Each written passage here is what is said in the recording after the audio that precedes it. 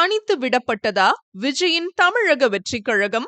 கூட்டணிக்கு யாரும் அல்ல, ஆதரிக்கவும் யாரும் வரல. தனியாக தேர்தலை எதிர்கொள்ள டிவிகே கட்சி தயாராகி வருவதாக அரசியல் வட்டாரத்தில் பேசப்பட்டு வருகிறது. வரும் 2026 சட்டமன்ற தேர்தலில் 2 கட்சிகளுக்கு இடையேதான் போட்டி. ஒன்னு டிஎம்கே, இன்னொன்னு டிவிகே அப்படின்னு பகிரங்கமா பொது மேடையில விஜய் அறிவிச்சாரு. அது மட்டும் இல்லாம எங்களுடைய கொள்கை எதிரி பாஜக தான்னு சொல்லிவிட்டார் விஜய். அதே சமயத்தில் அதிமுகவுடன் கூட்டணி அமைய வாய்ப்பு குறைவுதான் என்றும் தாவேகா வட்டாரத்தில் சொல்லப்படுகிறது.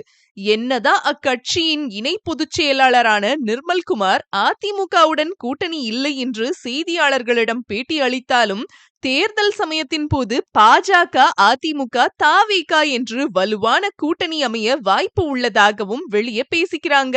ஆனா தற்போது வரை எதுவுமே உறுதியாகவில்லை. தற்சமயம் தமிழக வெற்றிக் கழகம் கட்சியும் நடிகர் விஜயும் தனித்து விடப்பட்டதாக தெரிகிறது.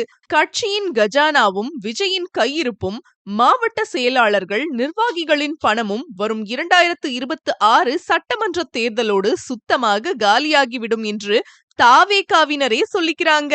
ஏற்கனவே கரூர் சம்பவம், திமுகவை மட்டும் கடுமையாக தாக்கி பேசுவது, தான் ஆட்சிக்கு வந்தால் என்ன செய்வோம் என்று சொல்லாமல் இருப்பது என பல்வேறு சிக்கலில் சிக்கியுள்ள நடிகர் விஜய் தமிழ்நாட்டில் வலுமையான கட்சியுடன் வரும் தேர்தலில் கூட்டணி வைத்தால் தப்பிக்கலாம் என்று அரசியல் விமர்சகர்கள் கூறுகிறார்கள். இது போன்ற மேலும் பல செய்திகளுக்கு ஜியோ நியூஸ் தமிழ் சேனலை மறக்காம சப்ஸ்கிரைப் பண்ணிக்கோங்க.